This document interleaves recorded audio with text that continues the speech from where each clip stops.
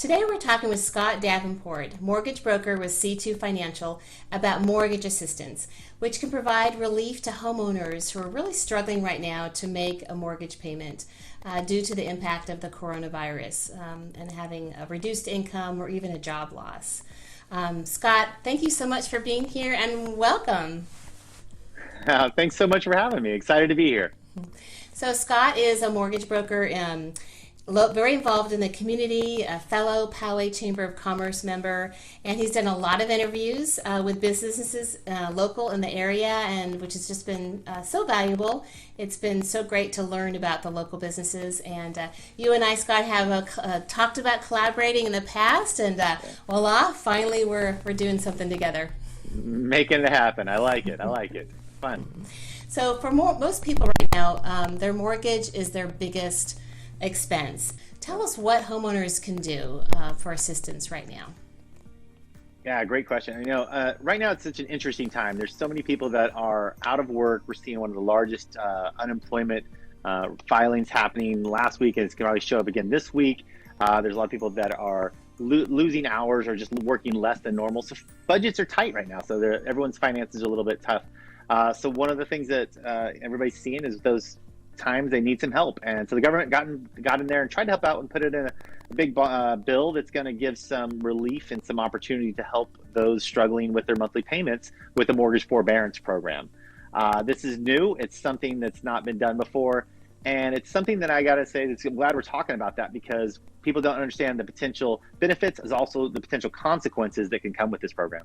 So what is the program? Are you deferring payments? What's involved in this? And what does someone really need to be careful and cautious of before going down this path?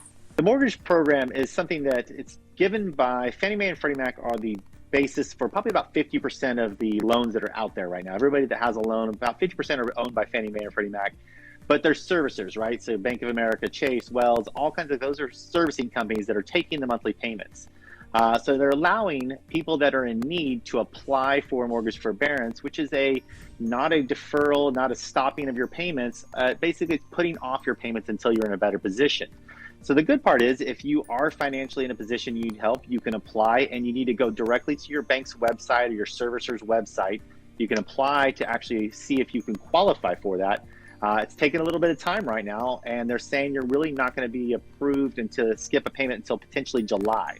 So maybe a little time before you even get to officially skip a payment. So you need to keep making those payments until then, so you don't get any type of late payments show up on the credit report.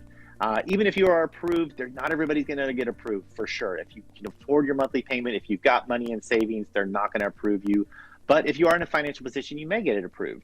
And if you get approved, there's different ways that are getting approved right now. So not everybody's getting approved for the same thing they say. This is all still fresh and new. We're trying to learn how it goes.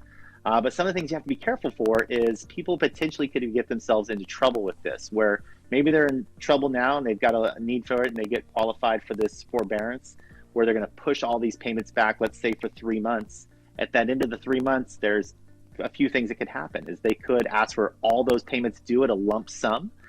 They could spread out those payments over 6 to 12 months, where next 6 to 12 months, you're going to have a larger payment than what you're used to making due. And the third option is one most people are hoping for, which not a lot of people are getting, is they're going to push the payment to the end of the loan. But with that, what we don't know is they're not going to report you late, but they're going to show on your credit report potentially that you've been modified or you've had a forbearance reported. And then you may not qualify for another mortgage for 3 to 6 years, like previously when people had short sales and modifications done. And what about refinancing? What kind of options are there? Yeah, so that's a good option right now for someone who is working, who has a job. Maybe they're in a position, they want to look and see, maybe I need some relief, I need to pull out some cash. Maybe after this is kind of settled down, they've racked up a lot of credit card debt.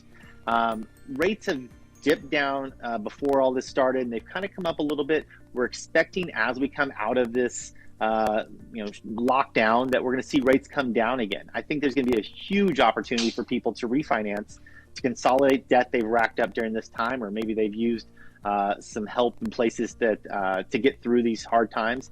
To be able to refinance, consolidate all that debt together with a debt consolidation loan, would still get some amazing low rates that we're expecting to see once we're out of this 12 to 18 months, potentially have great interest rates available for us. Now, I know this is not your wheelhouse, but student loans. What do you know about student loans, and are there similar types of programs for those who can't make student loan payments?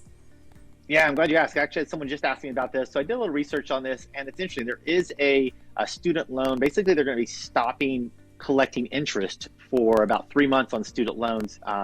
You have to have a student loan that is federally owned. So if you have a private student loan, it's not going to count.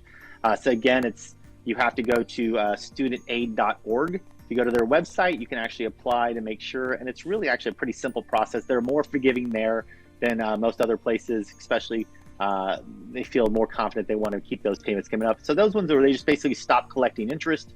You can continue making a payment if you want, or you can just wait until it's back up and running in 3 months and then go back to your payments. So that one is a little bit more forgiving as far as options, but the best thing to do is start at studentaid.org and learn some information, see what you can qualify for.